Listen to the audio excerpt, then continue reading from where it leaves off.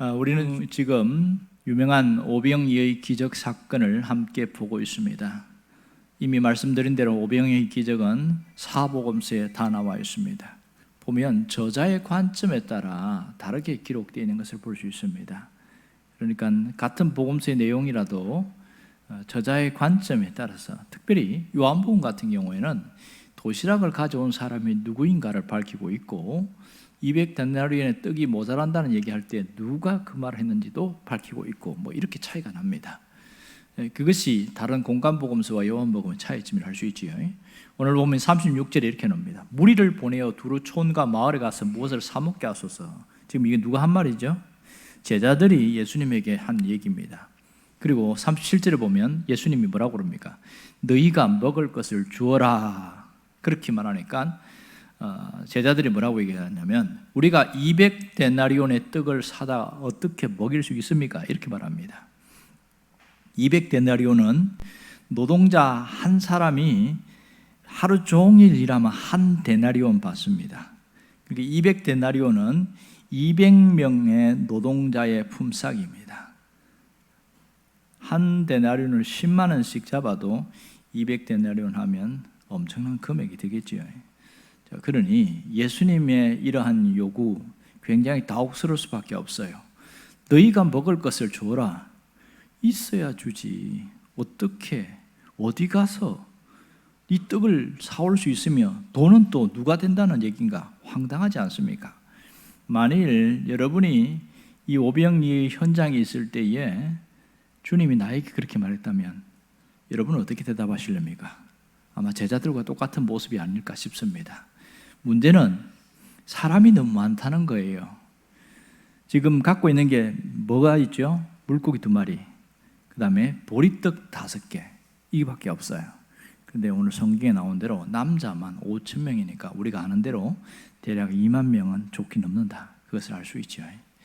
물고기와 떡 갖고는 이거는 어른도 먹을 수 없어요. 양이 너무 작아요. 이것은 아이들이 먹는 도시락 정도밖에 안 됩니다. 그런데 너희가 먹을 것을 주어라. 이것은 정말 감당할 수 없는 주님의 요구입니다. 말도 안 되는 소리지요.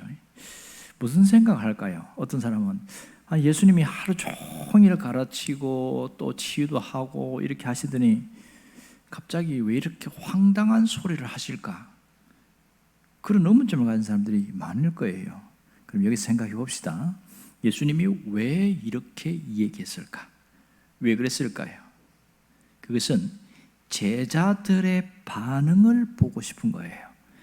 이 제자들은 현실 속에서 지극히 상식적으로 반응을 하고 있습니다. 이 제자들이 갖고 있는 것과 주님이 갖고 있는 것 확연하게 차이 나는 게 뭐냐면 어떤 문제가 생겼을 때에 회피할 것인가 문제 속으로 뛰어들 것인가, 그 문제 속에 그런 것이 관점인데, 주님은 제자들의 얘기를 듣지 않고 너희가 먹을 거 있으면 좀 내놔봐라, 그렇게 하고 먹을 거 좀 줘라 이렇게 하는데, 제자들은 어떻게 하든지 이 사람들 자꾸 그냥 마을과 촌으로 가서 사 먹으라고 하잖아요. 그건 무슨입니까? 어떤 이 문제가 생겼을 때에 빨리 그냥 풀어 지나가기를 원하는 거야. 하고 너무 귀찮고 골치 아프고 복잡하니까 내가 뭐 책임지고 내가 이런 거 할 수 없고 그냥 빨리빨리 보내면 좋겠다. 이게 제자들의 생각이었어요. 그런데 주님은 그 사람들이 불쌍한 거예요. 왜냐하면 못 먹고 사는 사람이 너무 많으니까 그 당시에 하도 세금으로 많이 내니까 그리고 마땅히 직업도 그렇게 변변찮고 사는 게 너무너무 힘든 데다가 먹을 게 어디 있겠어요. 돈이 있어야 어디 사 먹지. 그러니 답답하잖아요. 그러니까 주님이 제자들에게 이렇게 말한 것은 문제를 회피하지 말고 문제 속에 들어가 보자, 그 얘기를 하고 싶은 거예요. 우리는 결과가 어떻게 되는지 잘 알고 있습니다. 43절에 보면 다 배불리 먹었다 이런 얘기를 하고 있어요. 이게 어떻게 가능했죠? 어떻게 가능했어요? 다 배불리 먹게 되는 과정을 잘 보세요. 예수님이 직접 사람들에게 줬어요? 제자들이 줬어요? 잘 보세요. 지금 물고기 2마리, 보리떡 5개 갖고 주님이 하신 것은 하늘 우러러 축사한 것밖에 없어요. 그리고 나서 이걸 떼서 제자들에게 주었습니다. 그러기 전에 먼저 뭘 했냐면 50명씩 각각 나눌었어요. 50명씩. 그러면 그 무리가 몇 명이나 되겠습니까? 베세다 들판에 50명씩 앉았으니까 굉장히 많겠지요. 그 누가 다 그렇게 해야 돼요? 12명의 제자들이 다니면서 50명씩 앉아주세요 하고 다 이렇게 나눠놓고, 그리고 이것도 예수님께 받아가지고 제자들에게 줬어요. 그러면 무리들은 생각할 때에 이걸 예수님이 줬다고 생각해요? 제자들이 줬다고 생각해요? 제자들로부터 받았잖아요, 다. 맞지요? 이게 놀라운 비밀이 있어요. 너희가 먹을 것을 줘라. 실제로 제자들은 주님에게 받아가지고 줬는데, 그러니까 먹을 걸 다 나눠준 결과가 되어졌어요. 놀랍지 않습니까? 여기서 주님이 계시니까 기적이 일어났다. 우리는 다 이거 다 알고 있어요. 그런데 제자들의 수고와 제자들의 노력, 이 부분을 우리가 잊어버리고 살아갈 때 굉장히 많습니다. 사람들의 필요를 채워줄 수 있는 자로 주님이 제자들을 그렇게 세우고 있습니다. 문제 해결의 중심에 이 제자들이 있다는 것을 이 일을 통해서 각인시켜주고 있습니다. 그러므로 주님의 은혜를 체험한 사람은 어떻게 살라는 거예요? 내가 문제를 회피하는 자가 아니고 그 문제 속에 뛰어드는 자가 되라는 거죠. 그리고 자꾸 떠밀고 그렇게 외면하는 자가 아니라 책임지는 자로 살아가는 것. 이게 주님이 오늘 이걸 통해 주시는 교훈입니다. 오늘 여기 주님의 심정에 보면 긍휼의 마음이 있잖아요. 주님은 그들을 각 촌으로 마을로 보낼 수도 있음에도 불구하고 주님 갖고 있는 긍휼의 마음으로 스스로 책임을 지시려고 했고 책임적 존재로 주님이 살아오셨어요. 이 오병이어의 기적은 단순한 기적 이상의 너머에 이 사이드에 있는 이 부분을 잘 볼 수 있어야 됩니다. 또 하나는 제자들이 지금 무엇을 잊고 있는지, 무엇을 놓치고 있는지 그것을 지금 공개하고 있는 현실입니다. 지금 제자들은 뭔 생각하고 있습니까? 그저 산술적인 계산만 하고 있고 현실적인 생각을 볼 때 불가능해, 안 돼, 결론 내려버렸습니다. 그런데 주님은 그거 아직 결론 내리면 안 돼, 이런 얘기하는 거죠. 결론 내리면 안 돼. 지금 제자들이 뭘 체험했어요? 예수님과 함께 다니면서 정말 많은 걸 체험했지 않습니까? 우리가 이 앞장에서도 보면 병자들을 고치는 현장에 제자들 함께 있었어요. 광풍이 일어났을 때에 바람과 바다가 잔잔하는 그 현장 속에 제자들이 있었습니다. 그라사 광인에 그렇게 귀신이 떠나가고 온전히 회복된 거 제자들 다 봤어요. 야이로의 딸이 죽었는데 살아나는 거 다 봤습니다. 전도여행 갔을 때에 그 엄청나게 막 귀신도 떠나가고 엄청난 역사가 일어난 거 다 봤습니다. 예수님의 권능을 체험한 것을 다 봤단 말이에요. 지금 제자들이 뭘 놓쳤지요? 예수님의 권능을 체험하고서도 떡 문제, 먹는 문제 나오니까 싹 잊어버렸어요. 누구를 놓쳐버렸어요? 예수님이 어떤 분인지 놓쳐버렸습니다. 얼마 전에도 기적을 봤어요. 그런데 새로운 사건 앞에서는 이 현실 속에서 예수님이 계시니까 얼마든지 가능할 거야라는 그런 믿음이 없는 거예요. 그들의 의식 속에 예수님이 계시긴 했겠지만 이 떡 문제도 해결할 수 있다는 그것을 놓쳐버렸습니다. 마음속에 예수님이 어떤 분인지 치우지고 사니까 이 모양이 되어버린 거죠.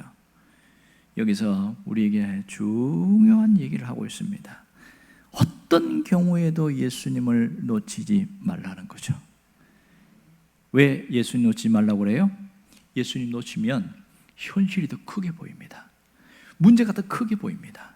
그것 때문에 낙심과 절망이 우리에게 들어오면서 시궁창으로 빠지는 것처럼 신앙생활 해봐야 별거 없다, 내가 기도 그렇게 했는데 아무 소용이 없어, 절망이 무너지게 오는 거예요. 그러면 이 사람이 절망한 것은 진짜 큰 문제 때문입니까? 예수님을 놓친 것 때문입니까? 두 번째잖아요.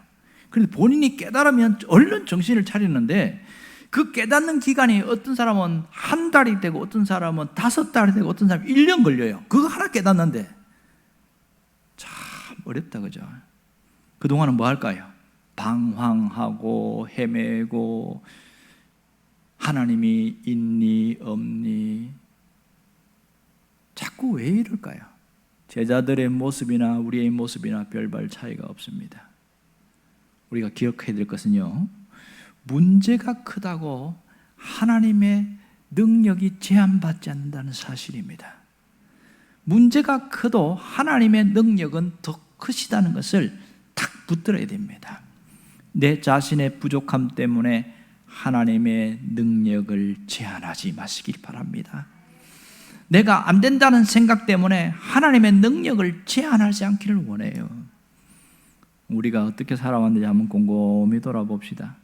문제 앞에서 어떻게 보입니까? 내가 예수님이 보였습니까? 아니면 일이 더 크게 보입니까? 여러분, 일이 크게 보이면 누구라도 주저앉아요. 저는 안 그럴까요? 똑같습니다. 어떤 일이 크게 보이고 문제가 크게 보이면 아이고 큰일 났다, 이거 돈이 있어야 해결하지, 이거 어떻게 하나, 뭐 이런 생각이 먼저 들어오는 거예요, 순식간에. 그런데 그동안에 내공이 있는 사람, 믿음으로 훈련되고 쌓여있는 사람은 순식간에 전환됩니다. 그래도 내가 기도하면 하나님 역사하실 거야. 그래서 그 공백이 길지가 않아요. 빠르게 전환되어지는데 훈련되지 않은 사람들은 굉장히 깁니다. 우리가 예수님과 함께 산다고 하면서도 예수님 없이 행동하는 실망스러운 모습 보일 때가 굉장히 많습니다. 마치 예수님이 전혀 안 계신 것처럼 행동을 하는 거예요. 그러면 이 빈들에서 어떻게 먹일 수 있습니까? 돈이 있어야 먹이지요. 지금 제자들의 모습이나 우리 모습이나 별반 차이가 없는 거 아니겠어요? 희한하지요? 안 된다, 못한다, 할 수 없다 이렇게 하면 그 다음에 평안이 찾아오는 게 아니고 걱정이 찾아오고 근심이 찾아오고 불안이 찾아옵니다. 이거는 거의 동일해요. 안 되니까 두려운 거예요. 못하니까 불안한 거예요.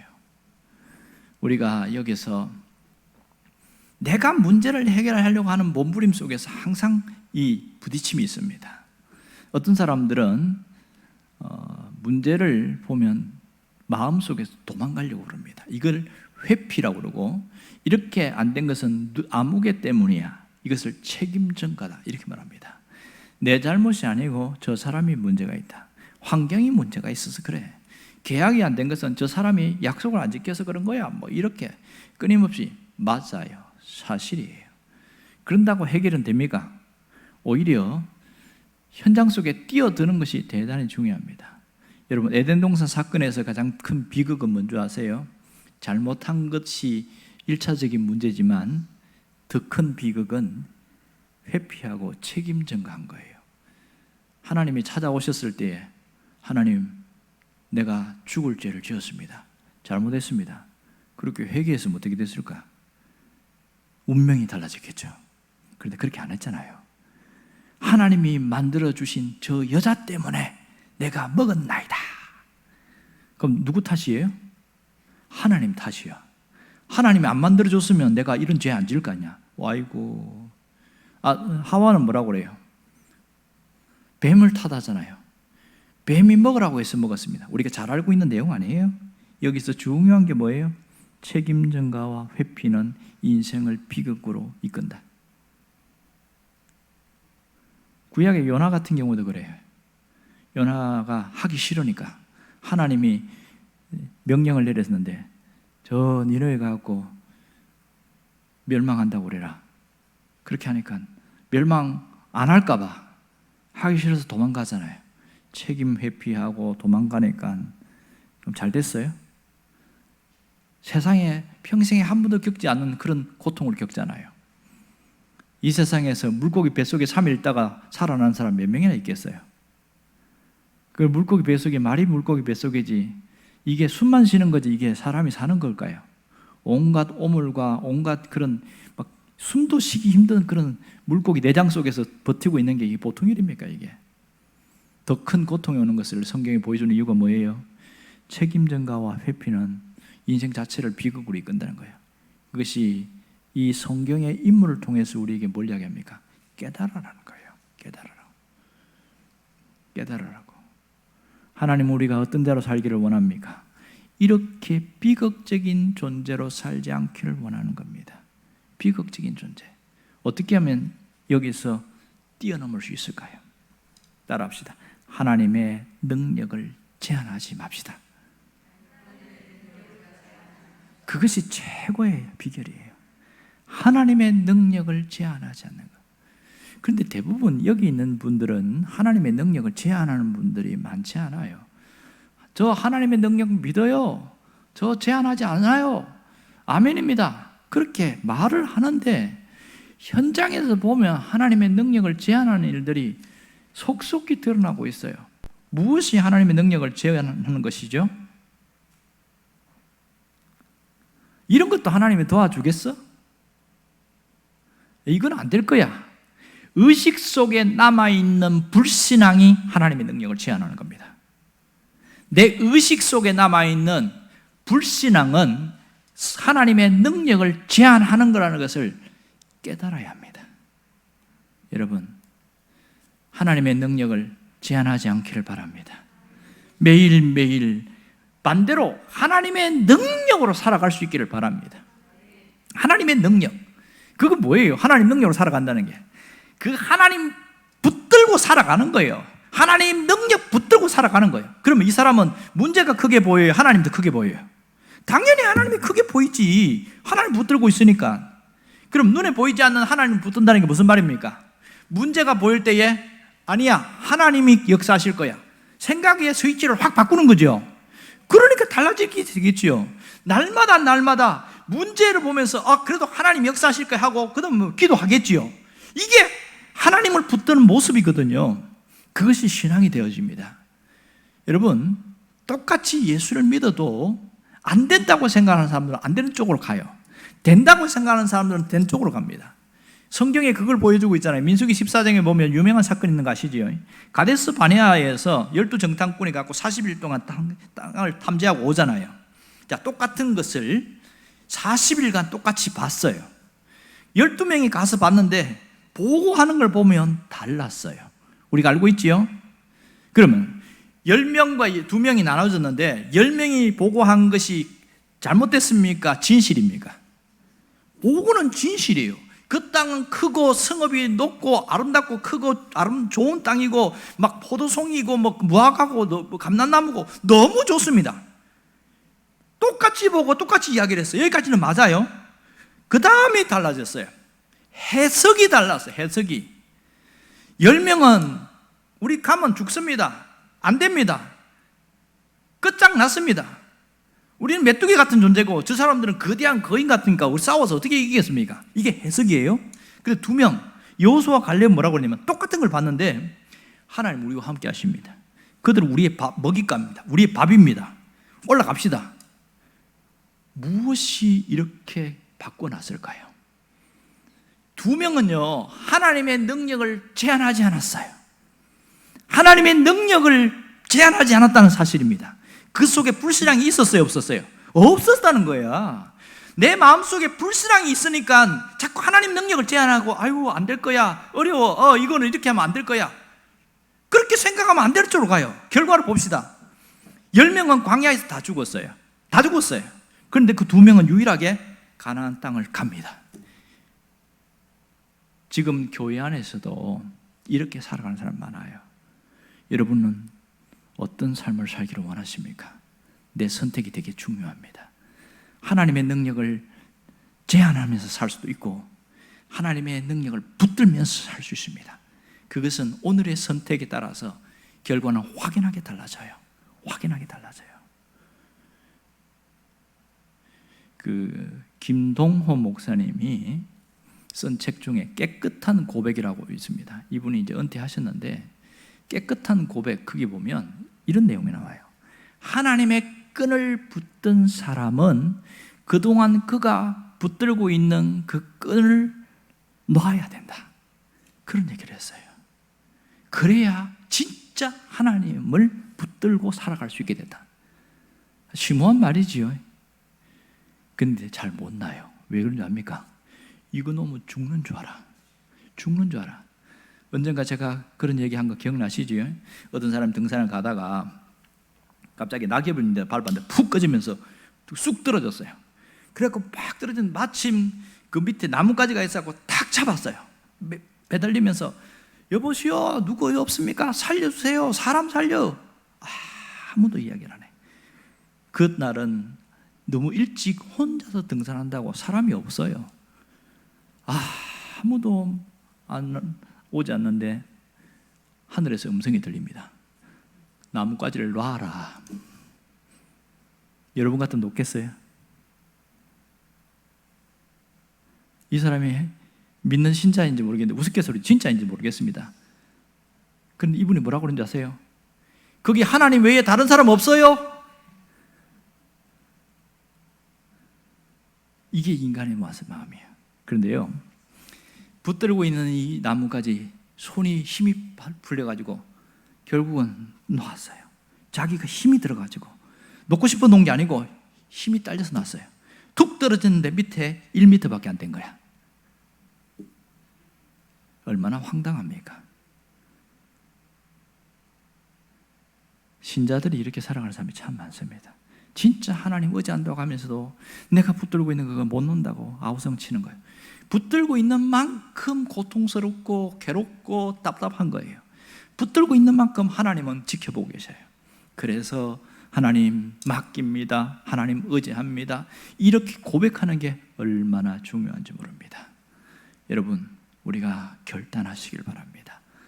자, 하나님이 가라는 대로 가고 하나님이 멈추라는 대로 멈출 수 있는 사람 되기를 바랍니다. 그게 굉장히 중요해요.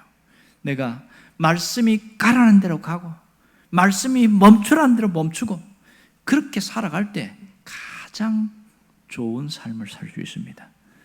종교개혁을 했던 존 칼빈이 했던 유명한 말이 바로 이거예요. 말씀이 가라는 대로 가고 말씀이 멈추라는 대로 멈추리라. 그는 그렇게 살아왔거든요. 거기에는 뭐가 빠져 있습니까? 내 생각을 지워버리기 시작한 거예요. 우리는 내 생각이 너무 많아, 내 계획이 너무 많고 내 방법이 너무 많다 보니까 말씀대로 순수하게 따라가는 것이 어려움이 있어요. 그래서 훈련이 필요한 겁니다.